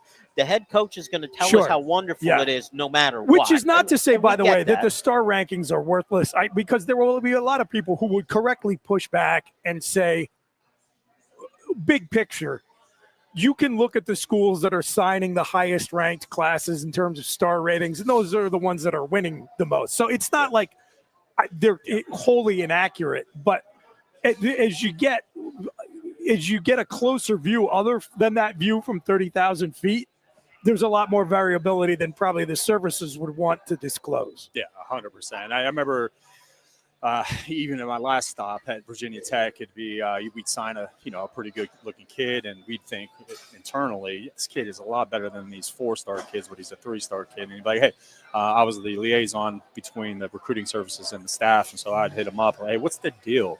All right, and then we get on a call with the national guy. I'm like, so what's the deal? Well, he ran a 4-something at a camp when he was a sophomore. Like, what the heck does that have to do with what he's doing now? And he's just breaking all these records, and he looks fantastic on film. He's playing fast, looks fast, all that good stuff. But yeah, and you know what? It gets jacked up at the beginning of the recruiting process. So, like, when the kid's a freshman, sophomore, that's when it gets jacked up. And then a lot of these recruiting guys, I'll tell them to face, they don't know how to evaluate. And they'll give them a star or whatever, but they're focused on the guys that are already seniors, that already established 50, 60 offers, right? But it all starts when that kid's a sophomore or a freshman, and that kid comes to camp and he gets offered by, say Penn State. He has no other offers. Well, that raises eyebrows to everybody else in the country, and we might have just offered him because we love the parents. He's a sophomore. We're not going to be – he's a legacy. Yeah, we don't have a gun to our head this year, so we can let it work out. Well, that same player that nobody else saw at camp, they're just going to assume that kid just balled out of camp and he's a player. We need to offer him. So that kid picks up 5, 6, 10, 15 offers going in his junior year. Oh, now here's a cute little 4-star, all right? But he's not a 4-star player. I'm looking at it from the other end, but I do see it from the stars and the rankings. There's a ton of substance and value in that as well. But there's a lot of ways that they go about it that I think jacks it up. Well, when you also hear, like, out of how many players are ranked each year? 1,000? It's at least at least 500. I know they always show the ranking. It's probably more like 1,000. And how many are 5-stars? I think it's typically like 25 or 30 guys. The number of 5-stars is very small, which is why there's a much better hit rate on those guys. Yes. Right. Yeah. But so it's like, and if you talk to people who watch high school football, and I have some friends who are high school sports writers. They say, you see LeVar Arrington play once, and you know. Yeah, you see Micah run the ball and tackle at one game, you know. Right. Yeah. Mike is a great example. You see it, you know. But after that, there's literally hundreds of 3-stars, and 4-stars. There's like a couple, like 150 or something. At 4 least, stars. yeah. So that range among 4 stars is huge. That's where evaluators make their money, is those 3 stars. It's like NFL clubs when they make their monies in the later rounds. You know, you have to hit on your first and second rounders, right? Like you're paying those guys a lot of guaranteed money. Those are like the 5 or 4 stars. Everybody can see a 5 or 4 star, right? But it's the 3 stars, those later rounds, evaluating those guys and seeing something that maybe those guys that put the rankings on those guys didn't see. That's where you make your money. Well, that's why I also, instead of ranking teams on how many 5 stars, I try to always look at how many top 100 players you get. Yeah. I think that's a better way to judge it. But it also strikes me as there's also probably a bit of an art to it. You and I have talked about this quite a bit.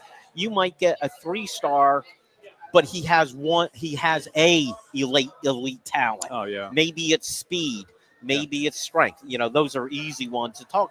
But you and I have talked about, like James, from the first time you were here to this time, you said it used to be good athletes. Now it's big good athletes. Yeah. So you could just look at the what do you call these guys? Avatars. Avatars. Okay. Yep, that's what you want. They're 3 stars, and you've mentioned names to me. You know, like you were the first one to really that I heard talk about Chaz Coleman. Right.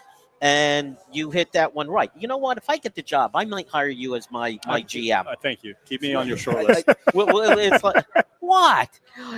But I want to, you brought up Virginia Tech, where you worked at recently. I want to talk about them in the aspect of, Chris, you mentioned like Texas Tech. SMU's another example where the program itself, the school decided we are going to be a big time. We're going to make that commitment. You saw that with SMU. They're giving up all their TV money from the ACC for, 7 years because they're $200 million. What do we care? That's the SMU attitude, and you see it paying off already. Yeah, it's fascinating, and I think I'd like to hear you talk about it because it's now public knowledge. I wrote down some of the numbers here, Mike. Virginia Tech's budget had been $140 million. That's what it was like when you were there. They're committing. They say this coming year in 26, it's going to be up to $190 million. Yeah. Leading up to, in a couple more years, it's going to be over $210 million. Yeah. So when the conversation about, James may be talking to them, I'm sure James is saying, you got to do this if you want to be that kind of team.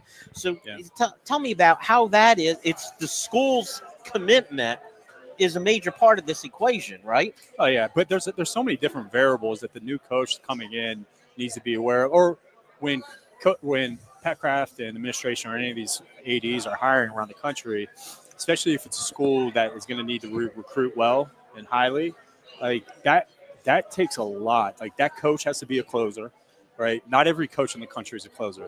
So you can have your everything aligned from your personnel staff to identification, relationship standpoint, great position coaches. But if the head coach can't close, then you're gonna struggle and you'll lose some battles. Also, you're gonna have to have position coaches that can recruit their butts off and can get those top players in the building and at the finish line for the head coach to close. And obviously now it's a little bit better for the bigger schools like ourselves because it will end up coming down to a bottom line and we'll have those resources. But that's appealing to like somebody looking at Virginia Tech because now they're going to put this more money in. So if you have the recruiting acumen and you have the staff for that, then that's just the icing on the cake and the finisher. But Mike, let me ask you a question. Right along those lines, always that has been true. That you must have guys who can close on the recruiting trail or you're dead in the water. I'm sure it's still important because very obviously you look around the country for all the transfer portal stuff, the elite teams are still winning with high school recruiting. That said, I just look at it and I wonder, like, are we just heading to a point where it is going to come down to at least 7 or 8 times out of 10, who's going to write the biggest check. Am I overestimating that? Because I really don't know. And people ask me the question, and I'm like, I have no idea. But you're out there, you're in the thick of it. I think it's case by case scenario. I think a lot of those guys that are 5-star guys, right, like the Keemon Spells, they're going to get the highest figures from every school. Everyone's going to, okay. Right? So, but if you're doing a really good job and you're good at what you do from an evaluation standpoint, and you find a 3-star, all right, now you're not divvying up so much money. So that's why then, like you said, Jim, that's the biggest pull is those 3-star guys. So if you can make your money in there, then you can be a little bit more cost efficient. But places like Penn State or whatever, you're going to be asked to get those 5 stars. So it's going to come down to the bottom line, but those other things also factor into it. Does anyone care at this point what kind of degree they're getting? I mean, does anybody even think about that anymore? You know what's funny? I remember talking to Andy Frank when I was still at Virginia Tech, and I was taking that year off, and I told him this all stuff is evolving. And I'm just like, there's so much you guys probably don't see. I've talked about it from a recruiting standpoint. When you hire an on-campus recruiting coordinator, it's usually some female, sometimes it's males, but mostly females, and they're basically wedding planners, right? And they especially coaches like Coach Franklin. It is so detailed to the minute that kid gets on campus to the time he leaves, right? Like, say he's here 48 hours, every single minute is planned. And that person is tasked with having every minute outlined. Who's there? What are they doing? Who's advancing? What are we eating? What are they like? All that stuff. So when all this stuff's evolving, I talked to Andy, I was like, it's not really going to matter all that much anymore. Is this just going to be more of like NFL free agency? Hey, we like Jim Galanti. Let's bring him in. Let's meet him. That's what the portal is essentially now. Right? Yeah. You're bringing in these free agents. Even it started at Virginia Tech. We have these 48 hours you can spend with an official visitor. The transfer portal guys, we didn't need to. He said, no, we just need one day with him. So he'd come in morning. We'd spend a whole day. Most of it's more tailored to talking ball. Then can he get his hours transferred in the degree that he wants? And you talk about all that stuff. But you really make a decision within, 24, 48 hours. But all the bells and whistles, to your point, I don't think is all that much more important these days.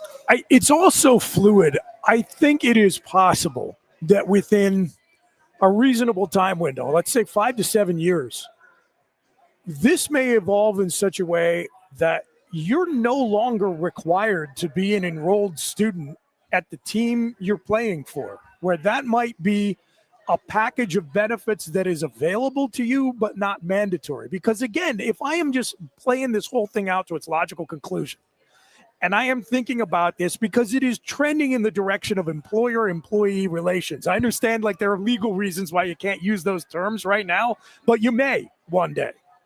And it is definitely heading in that direction. And if I'm thinking about negotiating on behalf of the labor side of this thing, I'm looking at it and I'm saying, what are we doing here, guys? Why is my guy's got to go he's got to have 18 credits in the fall? Like, get out of here. All right. I can definitely see a world where in the not too distant future, you can come in and you get to make a choice to say, hey, look, here's the math about your chances to play in the NFL. If you want to get a free college degree out of this thing, you can sign up for it right now. And you know what? Maybe you don't even need to pursue it while you're playing football. Maybe you just wait till you're done playing for this for the semi-professional football team we've got on our college campus. What we're paying you could pay the or tuition. You know what? Hey, buddy, you want to just take the check? Hey, you can take the money and you can apply if you want. But like the whole idea that you're coming in here and you're like a lacrosse player and you're going to college and you're doing this like it's glorified high school sports.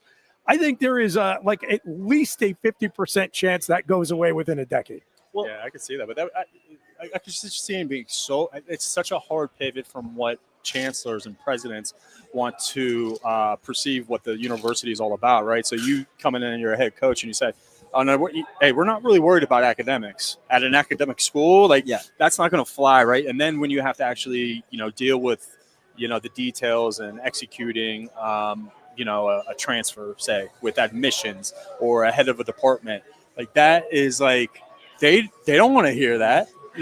Oh, well, and of course they don't now, because I've struggled with that because it's either. Because there's two ways to go about it with transfer portal guys. You're either a graduate or you're undergrad, and then how many years you're along with your undergrad, That could change, how many hours you need to have to be able to be transferable. But if it's a grad, it's easy. It was easy, at least at Virginia Tech. It was easy to put him in like a holder degree. Well, here's the thing that still intrigues me with all of this is, yes, if you're a player and Team A is offering you $1 million and Team B is offering you $25,000, I know where I'm going, and I don't care about any of the other things. But if you look at it where the blue bloods are all they're in the same ballpark, I still have to go and live the rest of my life somewhere, somehow. I would hope, if it's my son, I'd hope that he is concerned about the academic side to position himself for what goes on later. And that's going to be worth a lot of money also. Yes, I want the football money, but also how about the other questions? Am I a right fit in this program? Am I going to a place that wants a pro-style quarterback and I'm a mobile quarterback, run first quarterback? Is it the culture that I'm interested in? Am I going to go in as quarterback with 2 other 5-stars who are also there? So my path to the field is tougher. But I'm curious, though, now from the program side, when you talk to this player, you saw his film, he's good enough to play here. But if he's just, how much are you going to pay me? Versus the kid who says, hey, what's your plans for me? What's my path to the field? What can I expect academically? Because I do want to have, you're going to pay me $1 million, but I don't want to be a knucklehead with my money. I want to learn, how to turn that $1 million into $2 million as I progress through my life. Do you, on the program side, kind of judge a player based on that kind of answer also? Yeah, but you got to embrace the times too, and how it's evolving. So it's a juggle, I think. Like you want that piece of relationship piece to be the primary piece. Want him coming to Penn State, like Coach Darius Smith said. Penn State's still Penn State, right? Like you want him to come here for the right reasons and the reasons why they committed here in the first place. But again, we're evolving. That's so true, right? But we're evolving into a bottom line industry, right? So that bottom line is going to matter. And I think what's even tougher is having a coach come in and be able to motivate the team and have a culture that they're still motivated and fired up to play football like they did in high school. When they finally get that check and they see those numbers in their account, like I'm trying to put myself in their shoes. Am I really that motivated as I was to, make it to the NFL because I didn't have that money yet and I want to get there so I can provide for my family or whatnot, whatever reason? Like, to keep them motivated for the right reasons is very challenging, I think, for all schools around the country, because you're 17, 18 years old and you're getting a $30,000 check or plus whatever every month. I just feel like that would be hard for me as a parent to tell Dominic, hey, you guys still be fired up. It's still all about football. Like, why did you get into this for the real reason? You know what I mean? Why do you love football? I think money can change kids these days. Like, it can change adults. It can change anybody. Now, I know that everyone listening to us right now, irrespective of how much money they got or when they got it or whether it was guaranteed, even if they did a really bad job, they would be so intrinsically motivated that they would show up early to work every single day, motivated by the satisfaction of a job well done. I, on the other hand, will humble myself and admit that I think it is actually true that if I found myself in that situation many days, maybe even most, I could muster up enough self-pride and dignity to show up and do a good job. But there would be definitely some days where I woke up and I thought, you know what? That money's already in the bank, so to hell with it. I mean, and that's just it. That's human nature, and you're crazy if you think that's not true. It is, but I think that's why you want to find the player that, you know what, hey, if you're paying me the money, that's all the more motivation I have, because you know what, I work my butt off to get to this point, and if I continue to work my butt off, hey, I'm going to play on Sundays, and the check's going to be even 100%. bigger. You know what, I'll tell you what, guys, let's take our last break. When we come back, how about we talk about some actual football? What do you think? Let's do it. All right, after this break. WFXS, once again, your sports radio. Broadcasting live, loud and proud from Central PA's Sports Authority, WFXS America. 98.7 The Fox State College. Happy Valley United is the NIL collective that serves all 31 sports and over 850 student athletes at Penn State. These opportunities allow student athletes to engage with charitable causes and participate in business engagements to build their brands while making a positive impact. The collective connects fans, alumni, businesses, and charities with student athletes harnessing the power of Nittany Nation. Go to happyvalleyunited.com to connect with your favorite Nittany Lion team. Whether a department outing, entertaining your clients, or reconnecting with your family and friends, let Revel XP take the hassle out of tailgating. Simply show up and immerse yourself in the tailgating experience. Full service includes bellhops helping upon arrival and tear down when you're ready to leave. Revel XP elevates your tailgate. Reach out to us directly at 814-933-4100 or go to revelxp.com for more info. Two of the top names in local printing have combined to serve you better. King Printing of State College has merged with theprinters.com, forming one of the 400 largest printers in America. Combining traditional offset printing and digital workflow techniques, theprinters.com can print, assemble, package, and ship to anywhere in the world, all with the same high quality customers have known and trusted for over 50 years. Buy local and save. Get started today at theprinters.com. I'm the Modelo recruiter, and I'm looking for fans with good hands and great speed. The ones who stay focused and never miss a play. They go the distance on game day, even when their team is away. I'm always watching, always looking to reward more full-time fans. Because football isn't really football without you. A lot has changed about State College.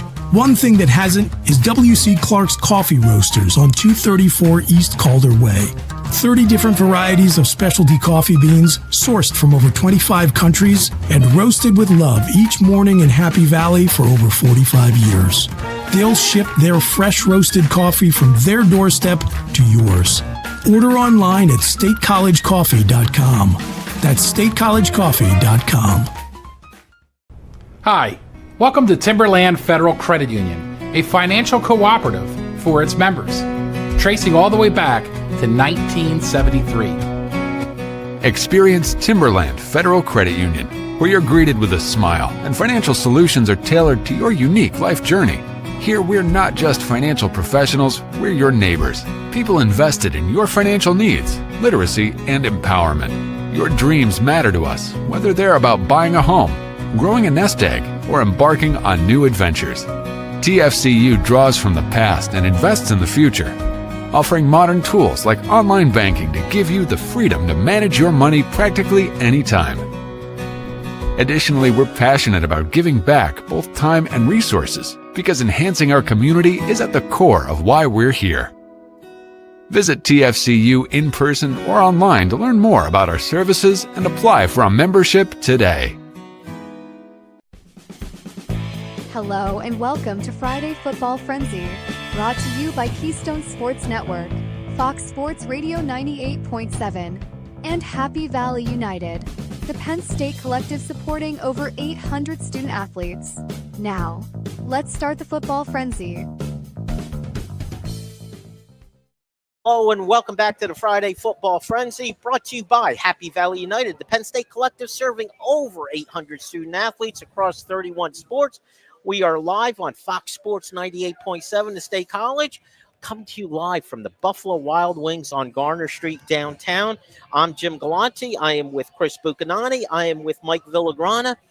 And Chris, we are not the only game in town right now, are we? Yeah, certainly we want to encourage everybody to come down and join us here on the corner of Calder Alley and Garner Street at Buffalo Wild Wings. Get yourself some wings, maybe an adult bev. Enjoy all the action on the many flat screens all around the restaurant. But on your way here, I promised my co-host legendary campus icon Mike the Mailman. I'd plug his stupid book signing he's doing today. 3 to 5 p.m. at the student bookstore, the SBS, the Big Blue on the corner. Mike is going to be there signing copies of his memoir, Pushing the Envelope, and he will be there all weekend long. So he'll be there tomorrow, and he'll be there Sunday morning. Wow. When Goon and Landon are there doing their post-game show here on 98.7 The Fox, and when the Nittany Lions shows up. So we'll have the official and the unofficial mascot of Penn State there at the same time. So stop by the student bookstore and pick up a copy of Mike the Mailman's memoir, and he'll sign it for you. With that in mind, stop here first since we're only going to be here until 4. Yeah. Where Mike will be there until 5 o'clock. All right. We've spent an hour and a half talking about everything going on off the field. I'd like to talk a little bit about on the field. You know, Mike, you alluded to the motivation for players to play. And what this Penn State team is going through, it's difficult, you know, when you have such high expectations. And let's not forget, these are young men. You know, the emotional side to this plays a big part. So tomorrow it's Indiana, a very good Indiana team. I look at it as this is the last chance to really make a mark on this college football season. So you're in the building, you're close to the players, the coaches. What is their outlook going into this game this week? You know, I think it's very emotional with those players, obviously with the players and their families and everybody associated with them, right? It's just not them that they're representing Penn State. They're representing Penn State for the entire families that are all over the country, right? So there's a lot of emotion when it goes into that. But, you know, they're still playing for Penn State, right? They're still playing, you know, for that pride that they came here for. And also, like, the thing that people probably don't want to talk about, but, like, you know, regardless of what decisions, you know, players are making with these teams that don't have vacant head coaches, like, they're basically interviewing in a sense, you know? So they, like, if they still want to be at Penn State and the new head coach comes in and he sees that this guy kind of, like, laid an egg and just kind of, you know, didn't fight for his school and his teammates, that's a red flag, right? Not that I don't think we have any players like that on our team, but they're playing for themselves. They're playing for the school. They're playing for the pride. They're playing for next year. So they have a lot to play for. They really do. And I think, Chris, there's not just – it's not binary. It's not black and white, like they're either going to try or not try. It's really the margin, especially when you're playing a team like Indiana. It's kind of like that extra motivation. They're either highly motivated or really highly motivated, if you know what I mean. It's something special. You're doing it not just for yourself, but for your teammates and all that. So when you part of the fan base, you and I, we're both going to be there at the stadium tomorrow. We're going to be tailgating. By the way, are you in your normal tailgate spot? Yes, sir. I'll be stopping by for a drink tomorrow morning. Just giving you that heads up. Always welcome. But, you know, how does the fan base, you think, look at this going into a game against, you know, last week it was on the road against the number 1 team in the country. Now it's at home against the number 2 ranked team in the country. Oh, man, I wish I could wave the pom-poms and say that I think that there's going to be an emotional rally. But, you know, as in taking the temperature of the community here locally and in interactions with the audience online, like, man, emotional roller coaster takes the energy out of you. It really does. And I am concerned that we are just about tapped out here at Penn State, both inside and outside the Lash building. So am I expecting like a whole lot of enthusiasm? I think only if something good can happen early in the game. And again, I think you'll see that reflected on the sidelines and in the stands, because we have just been told relentlessly, locally and nationally, that we don't have a prayer in this game and that this season is really already over and that everyone is already being scattered to the wind and that all we really have to focus on is the 20 different guys who are the betting favorite to be the next head coach next year. And that this is just, we're just playing out the string. And I do think there are some people who are about ready to start thinking about Thanksgiving and Christmas and less about bowl season. You know what I'm saying? So if we don't give them a reason to believe early, if Fernando Mendoza goes out there and starts doing his Heisman Trophy candidate act in the first quarter, I think the air's coming out of the balloon. I wish I could say differently, but yeah, I probably agree with that. Especially at the beginning, once they run out onto that field, right, all that noise and distraction's over with. Right, they don't hear it. They don't have a phone in front of them. It's football. It's time to play ball. It's time to play ball. So getting something happen positively for us in the beginning of the game will help that motivation when we do kick off, like Chris said. And to your point, all of these guys are in the middle of an audition right now. They're either auditioning for the NFL. A lot of them. Don't forget how many of the players on this roster are out of eligibility. This is the last impression. They are leaving scouts. And then everyone who's coming back, whether they, as you said, they want to stay at Penn State or they want to go out onto the open market. What they don't want is 6 weeks worth of tape that's them quitting, taking plays off, loafs, as they call them. You don't want loafs on tape when you're out there on the open market, because you're trying to maximize your value. And this is that last opportunity. That, by the way, is not a romantic way to talk about this sport that was built on pageantry and heraldry and tradition. But, folks, this is where it's at. That's where we're going. We keep talking about these little things that are just changing. It's changing. We got to embrace that. We got to accept it. I mean, it ain't going back. No. So you can sit on and trust me, no one mourns the loss of the old college football more than me. But you know what? I listen, I want to keep drawing breath. So I only got two options. I can evolve with it, or I can sit by the side of the road, looking down at my feet, watching the ground get muddy with my tears about how sorry I am that I got left behind. Well, that's it. That's the only two options. Well, here's the thing, though, Chris, and I don't know about you guys, other than the obvious of what's going on here at Penn State. I love the college football game as it is right now. I love the fact that in Indiana could do what they're doing. Can I tell you what I think will bring a lot of the stuff that I loved about college football right back and retain everything or most of what has changed in the new model? Again, I don't want to get into the specifics of how you get here because it is complicated and I'm well aware of it and it's boring. People want to ask me about it and I'm like, your eyes are going to glaze over in 30 seconds. But we got to get to a point where there is some sort of a set contractual relationship. Multi-year contracts. That when you commit, everybody always says, oh, these guys, that when you talk about the transfer portal, they say, oh, their coaches can leave whenever they want. And I'm like, yes, they can. And those coaches have buyouts that get paid by somebody.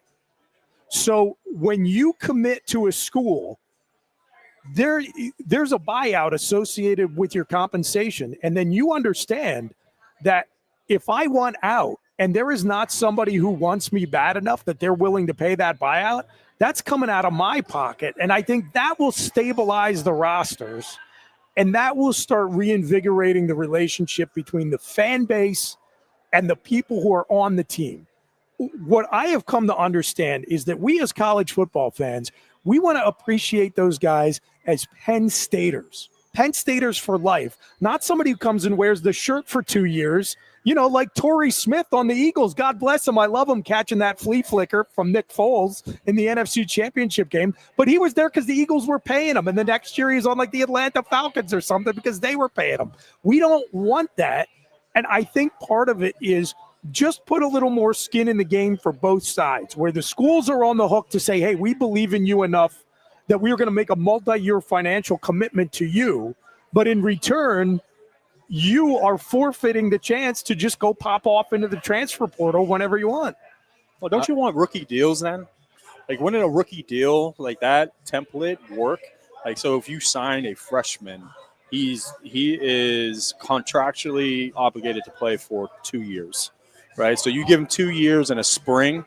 Sure. Yeah. And then hopefully by that time, another subject is the window for the portal, but you give them 2 years. I think that's fair. You can reevaluate your options there, but sure. For those 2 years, that freshman class, you're not messing with them and worried about them. You're not worried about a Chaz Coleman, where he's going to go, or any of these. And it's structured and predictable, and everybody knows what the rules are, both ways. And are we talking about collective bargaining? Yeah, that just seems like that's why I said don't even go. Don't even go there. Don't bring it up. And it feels like we're so much. it's been talked about how that's like the main thing that's going to get us to an even playing field, but it seems like we're further away from that. The more things that you hear and read about, it's just see, crazy. I'm probably there's not a reason why baseball is never going to the NFL's economic model. Well, that's a whole another thing that we could go on forever about. And next year, that's going after the 26th season, we may not have a 27 season in baseball. That's another show, a different podcast. But I guess I'm looking at it not as doomsday as I think the two you guys are, because if you again, doing comparison to private industry, if you if you pay your employees fairly, they're not even on that they have to wait for the transfer portal. An employee could leave any day he wants. But if you present a good work environment for them, you pay them fairly, you treat them fairly, they're probably going to stick around and not look to go elsewhere. I know that's not the perfect analogy, but the schools, if they all have like similar budgets, if some other school is saying, hey, this is a star player, we're going to come pay him, out of our $20 million that we have, we're going to pay $8 million to this quarterback. Well, that leaves you less money to pay anybody else. Now, I know there's more money going on, and that's a bit of a variable. But if you look at, the budget, Southeast Conference teams, Big Ten teams make about the same money from television. So they're going to have similar budgets. It also becomes about how you treat I'm calling them employees, but how you treat them, what kind of environment, what kind of opportunity you're providing them. And if you're doing all those things correctly, the majority, and I'll use Bo Prabula as the example, I think Penn State probably treated him very fairly, but you know what? He was just placed into a situation that he didn't necessarily want to leave, I'm assuming. But you know what? If he wants to be a starter, you had another place that not only offered him a chance to be a starter, they were offering him starter money. Yeah. So you can't blame the kid for having exercising that freedom. And to me, the other point I want to make is in today's game, we could have an Indiana, an SMU, a Texas Tech. In general, I think that's a good thing for the game. And, every Saturday when I sit down and turn it on, whether the kid's making $1 million or $0, I'm watching it. I'm loving it. It's still the best game in the world. Yeah, I mean, the ratings prove it, right? Yeah.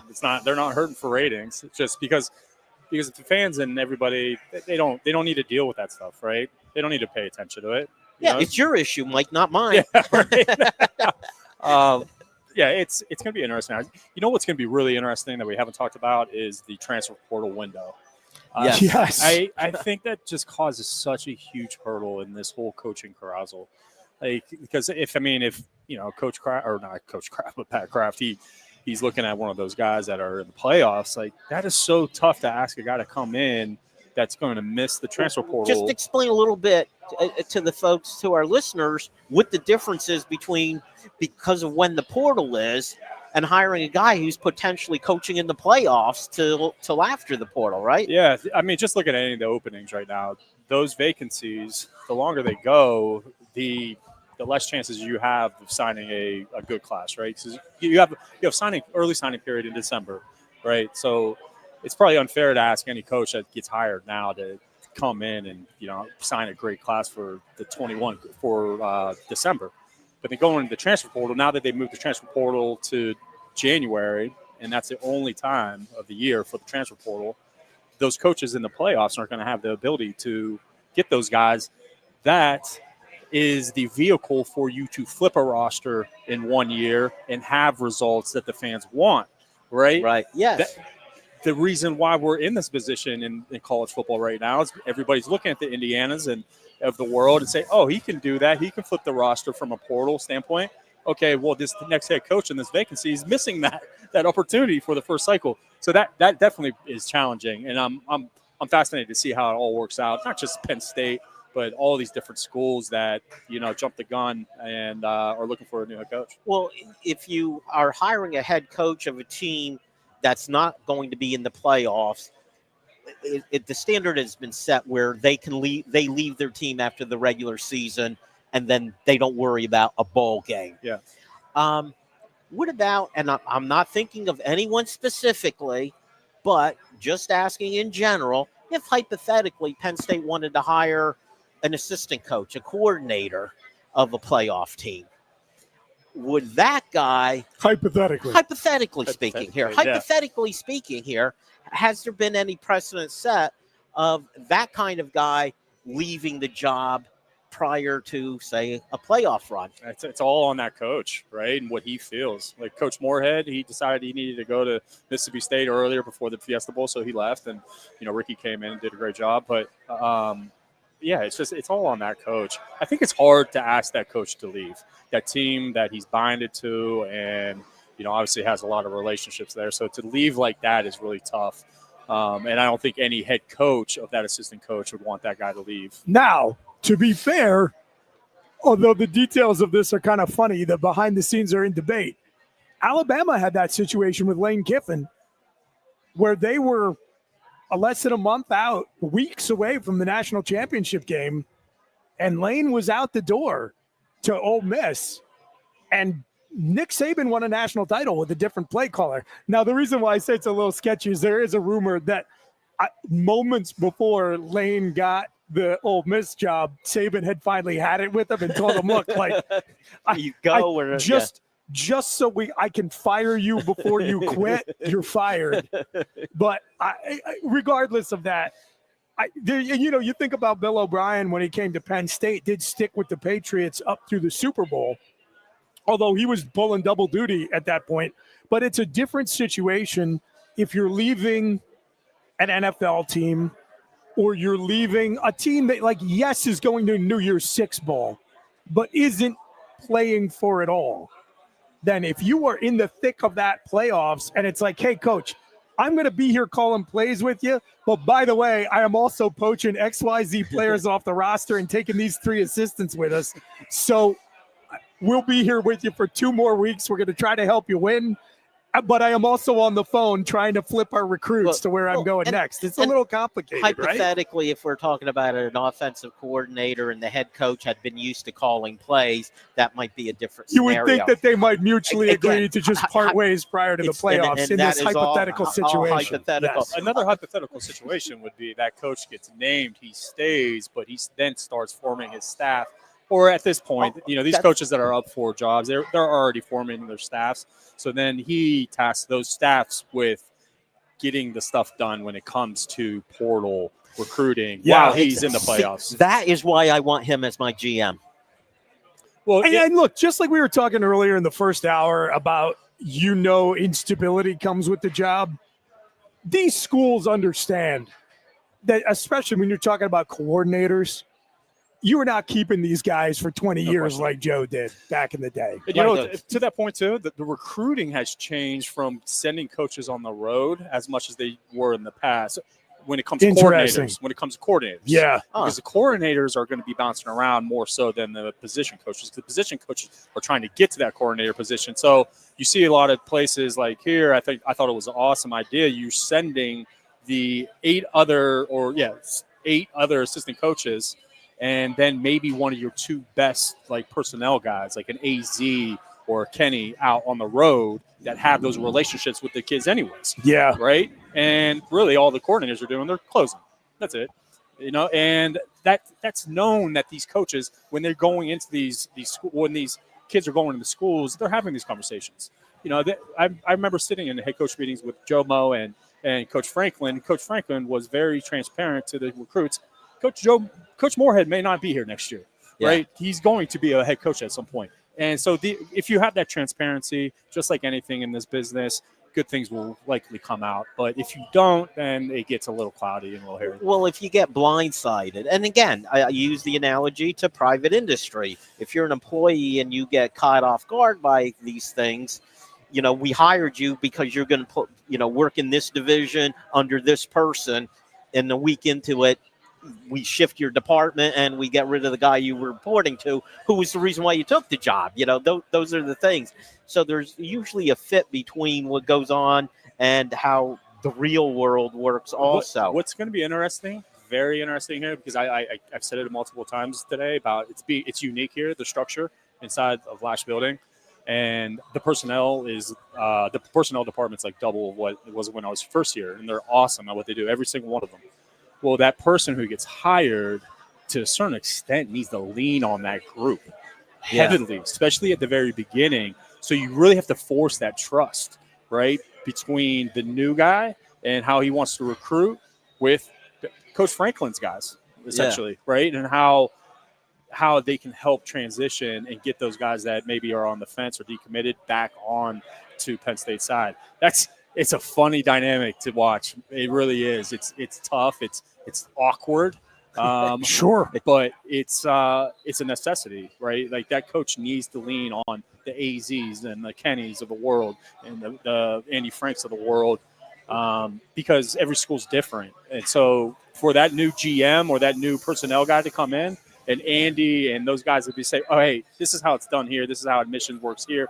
This is how this works, that works. Like, that's huge, huge. Well, and that's where also, though, these guys that you talk about, it's not like they've only ever worked for James. Right. So, like Coach Troutwine came in from BC, and these guys have experience so there's some general knowledge. If you're going to work in those kind of departments anywhere in college football, there's certain rules, certain standards, and it may just need to be tweaked because at Penn State it's different than LSU or Auburn. And we didn't hit that, and we're running out of time, but it gives me a topic for the next time we get together. I want to understand how it is different and unique at Penn State and versus, say, like the Southeast Conference jobs. And I think there's actually a thing to be said for if I'm, the LSU or the Florida AD, the Auburn AD, I probably want a Southern guy to run my program. Now, you can talk about what that means, and it's not just geography. There's a mindset there. Yeah. But I think there's a different mindset at Penn State, another one at Oregon, another one at Michigan. Yeah. And you want someone who's also a fit for that culture. Yeah, more so now. They have to be able to relate to those boosters and those donors. Yes. Like, there's no, hey, I'm a ball coach and I'm just going to hang back and I'm not really going to communicate with those guys. No, you better, or that your leash is going to become that much shorter, right? Yep. And I'm just talking in general. That's huge, more so now than ever. Well, they're a big part of the equation. All right, that's going to have to be our last word.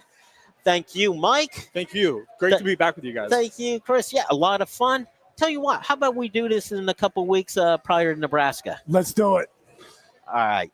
That's WFXS, once again, your sports radio. Broadcasting live, loud and proud from Central PA's Sports Authority, WFXS America. 98.7, the Fox State College. Happy Valley United is the NIL collective that serves all 31 sports and over 850 student athletes at Penn State. These opportunities allow student athletes to engage with charitable causes and participate in business engagements to build their brands while making a positive impact. The collective connects fans, alumni, businesses, and charities with student athletes harnessing the power of Nittany Nation. Go to happyvalleyunited.com to connect with your favorite Nittany Lion team. Whether a department